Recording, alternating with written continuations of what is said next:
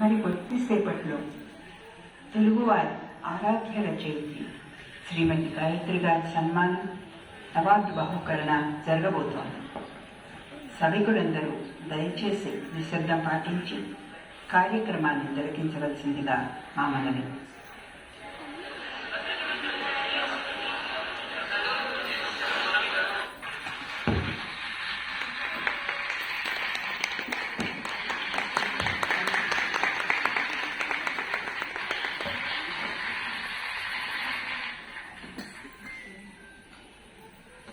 ముందుగా మన ఆహ్వానాన్ని మన్నించి ఈ సన్మానానికి అంగీకరించిన మహారచయిత్రి గాయత్రి గారికి ధన్యవాదాలు. గాయత్రి గారి గురించి చెప్పడం అంటే సూర్యుడికి డ్యూటీ పట్టినట్టే. పాఠకుల నాడు తెలిసి వారి మనసుకు హత్తుకుపోయేలా రచన చేయడం ఆవిడ ప్రత్యేకత. ముఖ్యంగా ప్రస్తుతం ఒక ప్రముఖ వారపత్రికలో వస్తున్న గాయత్రి గారు రచించిన ఆమె అనే సీరియల్ ప్రేక్షక లోకాన్ని ఉర్రూతలూగించి వారికి ఒక స్టార్ స్టేటస్ తెచ్చిపెట్టింది.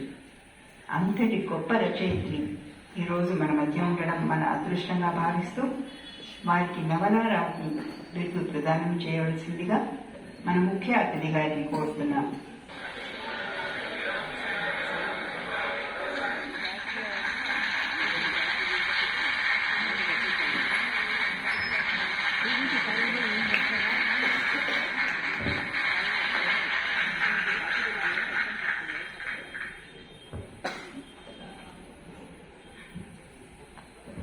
అందరికీ నమస్కారం. ఈరోజు ఇంతటి ఘన సన్మానం, ఈ అవార్డు ప్రదానం ఇవన్నీ నిర్ణయించి నాకు అందించిన ఈ కార్యక్రమ నిర్వాహకులకు నా మనస్ఫూర్తిగా నా వందనాలు. అలాగే ఇంత అద్భుతమైన ప్రేక్షకులందరి అభిమానం కూడా నాకు లభించడం నా పూర్వజన్మ సుకృతంగా భావిస్తున్నాను. ఈరోజు ఒక ముఖ్యమైన పని ఉండడం వలన నేను కొంచెం తొందరగా సభను విడిచి వెళ్ళవలసి వస్తుంది. మరొకసారి మిమ్మల్ని అందరినీ కలుసుకొని అవకాశంగా ఉచ్చరించే అవకాశం దొరకాలని కోరుకుంటున్నాను.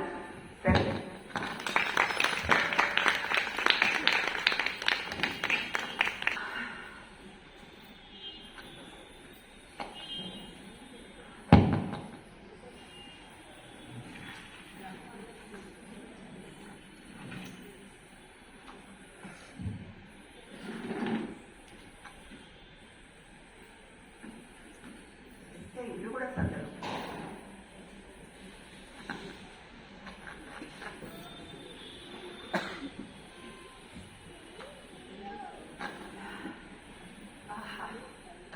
ఈరోజు సభ ఎంత బాగా చెప్పింది. ఎంతటి ఘన సన్మానం, ప్రేక్షకుల అభిమానం, నీరాజనాలు, సన్మానం, అవార్డు. ఓ నా జీవితంలో ఇదొక సువర్ణాక్షరాలతో లిఖించదగ్గ రోజుగా అనుకుంటాను. ఎంత బాగా రిసీవ్ చేసుకున్నారు, ఎంత బాగా రీడ్ చేశారు.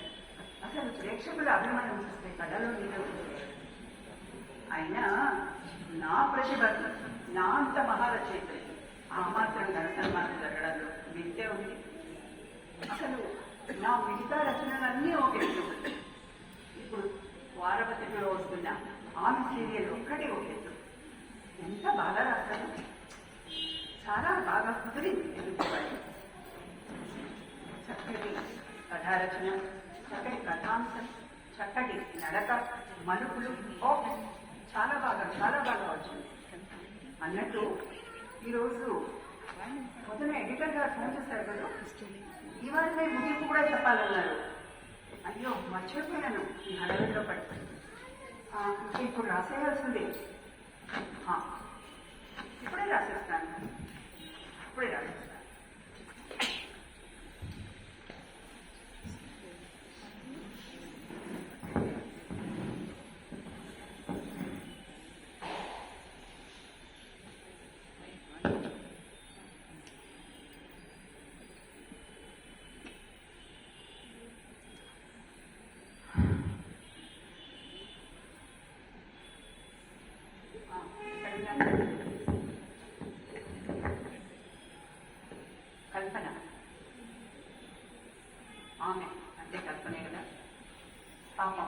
తన కళ్ళలన్నీ కళ్ళలైపోయాయి.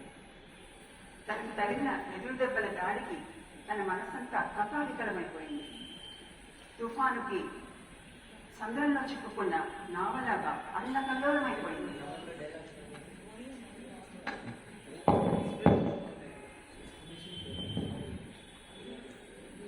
ఆ పిచ్చితల్లి మనసు ఈ అనుకోని దెబ్బలకు విలవిలలాడిపోయింది. ఏం చేయాలో తోచని పరిస్థితిలోకి వచ్చేసింది.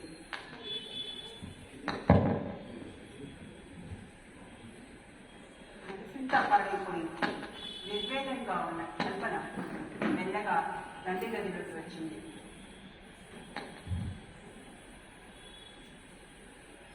ఆమె ముఖంలో చెప్పలేని బాధ, నిరాశ ఇవన్నీ కమ్ముకున్నాయి.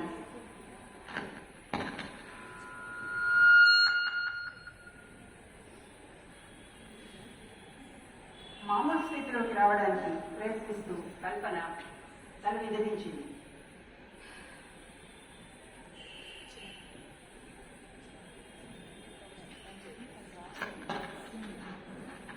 అటు ఇటు నడుస్తున్న ఆమెకు అక్కడే ఉన్న చిన్న బాటిల్ కనిపించింది. తండ్రి రోజు వాడే నిద్రమాత్ర సీసాలు.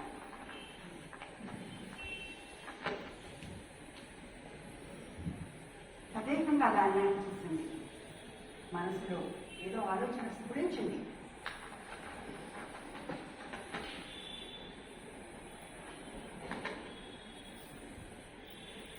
మెల్లగా ఆ బాటిల్ చేతిలోకి తీసుకుంది. బాటిల్ మూసి తీయబోయి ఒక క్షణం ఆగింది. అను నిమిషంలోని ఒక నిర్ణయానికి వచ్చిందని దాకా బాటిల్ కూడా గబగబా తీసింది.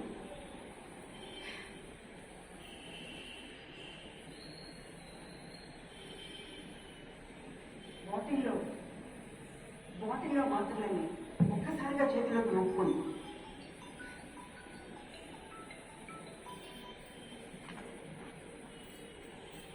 ఆమె మూపై కల్పన మూపై నిర్వేదంతో కూడిన ఒక చిరునవ్వు, ఒక వీచిక అలా పాల్గొంది.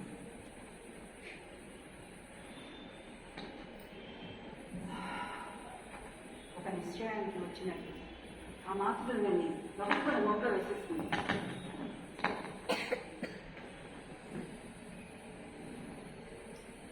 అక్కడే ఉన్న నీళ్ళ బోర్డు తీసి ఎక్కడగా నీళ్లు తాగింది.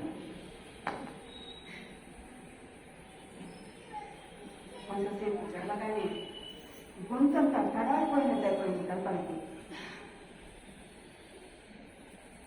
బలవంతాన కళ్ళు తెరవబోయింది. ఆమె వల్ల కాలేదు. మెల్లగా, అతి మెల్లగా అక్కడే ఉన్న కుర్చీ పట్టుకొని పూల పడిపోయింది.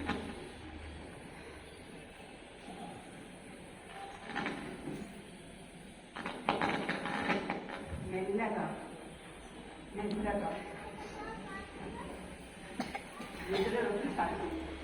పాపం కల్పన ఆమె దీర్ఘ నిద్రలోకి సాగింది.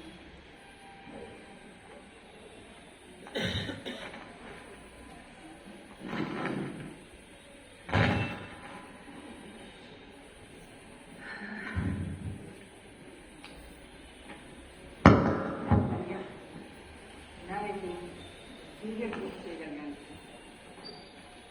కల్పన నా కళ్ళల్లోనే జరుగుతోంది. ఇన్ని వారాల నుంచి, ఇన్ని నెలల నుంచి నా జీవితానికి ఒక భాగమైపోయింది కల్పన. తనతో పాటు నవ్వాను, తనతో పాటు ఏడ్చాను, తనతో పాటు చివరికి తనని పంపిస్తూ కూడా ఒక కన్నీటిగా కూడా వచ్చింది నాకు. కల్పన కథ అలా ఉంటుంది.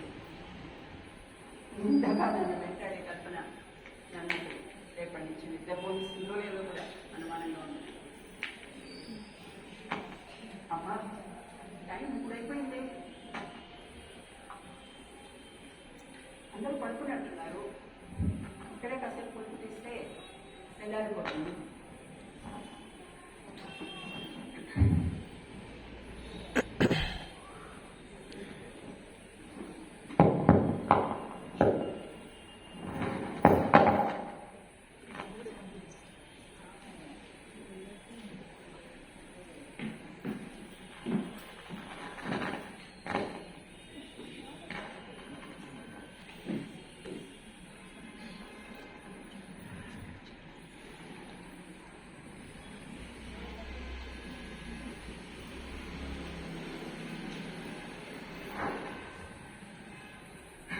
ఏమండి గాయత్రీదేవి గారు?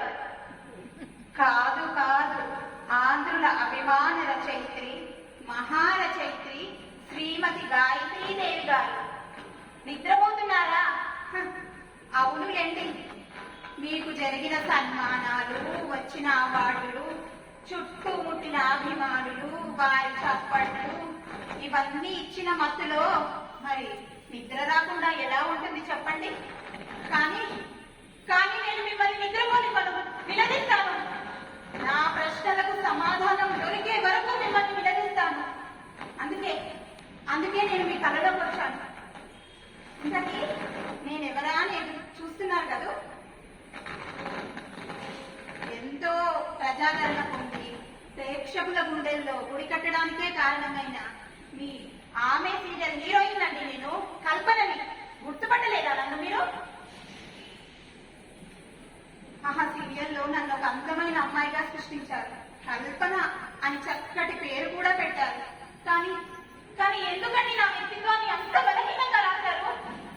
వీడే పరీక్ష రాసిన నేను ఎవరో చేసిన తప్పుల వల్ల కొన్ని పరీక్షల్లో ఫెయిల్ అయ్యాను. దానివల్ల నాకు క్యాంపస్ రిక్రూట్మెంట్ లో రావాల్సిన ఉద్యోగం రాకుండా పోయింది. నా తల్లిదండ్రులు ఎంతో బాధపడ్డారు, కోప్పడ్డారు. ఉద్యోగం తెచ్చుకొని మా నాన్నకి ఆర్థికంగా సహాయపడాలన్న నా కలలు కళ్ళలయ్యాయి.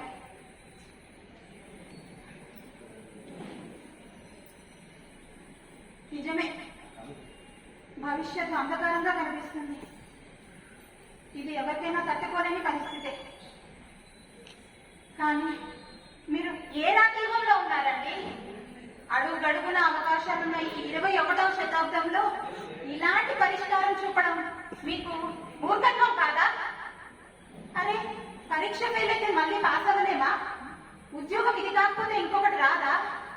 ఇలాంటి సమస్యలకి ఆత్మహత్య పరిష్కారం అని చూపి నా పాత్రని అన్యాయంగా చంపేశారే. ఒక రచయిత్రిగా మీరు ఈ సమాజానికి ఏం చెప్పదలుచుకున్నారు? మీకు సామాజిక బాధ్యత లేదా? కేవలం పేరు, ప్రతిష్టలు, డబ్బు వీటి కోసమేనా మీరు రచనలు చేసేది? మిమ్మల్ని, మీ రచనల్ని పాఠకులు ఎంతో ఆదరిస్తారే. అలాంటిది మీ రచనలు వారికి వెన్నుతట్టి దారి చూపి సరైన మార్గంలో పెట్టాలే గాని ఇలా పిలిచి మందు పోయకూడదు. అసలు ఒకటి అడగదలుచుకున్నాను మిమ్మల్ని సూటిగా. మీ రచనలు ప్రేక్షక లోకానికి, పాఠక లోకానికి ఎంతో ఎంతో ప్రభావితం చేస్తాయన్న చిన్న నిజాన్ని కాదు పచ్చి నిజాన్ని ఎలా విస్మరించారండి మీరు? ఇదే సమస్య మీ కూతురికి ఎదురైతే ఇలా ఆత్మహత్య చేసుకోమని సలహా ఇస్తారా? కేవలం నేను ఒక నవలలోని పాత్రనే కదా. నాకు ఇలా ఆత్మహత్య చేసిన అన్యాయంగా చంపేశారు. చెప్పండి మహారచయిత్రి గారు, చెప్పండి చెప్పండి చెప్పండి చెప్పండి చెప్పండి చెప్పండి.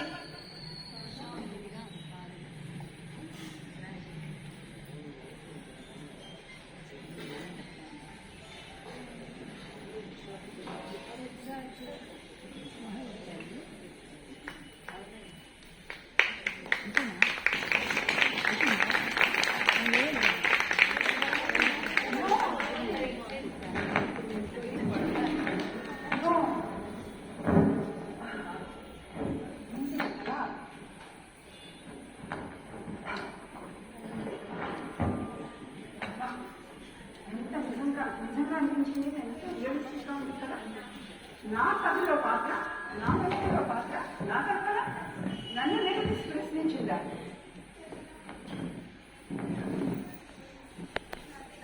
అవును నిజమే.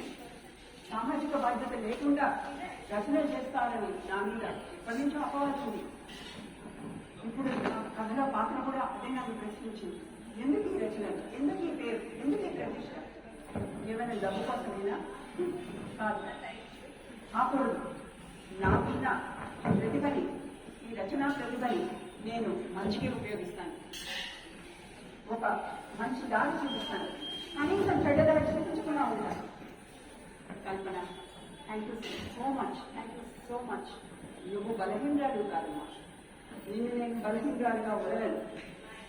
పట్టుదల, శ్రమ, కృషి దీనితో ఏదైనా సాధించవచ్చని నిరూపించే నేటి యువతకి ప్రత్యేకంగా నేను సృష్టిస్తాను. ఆ ముగింపు మార్చేస్తాను, వేరే ముగింపు రాస్తాను. కల్పన, థ్యాంక్ యూ వెరీ మచ్.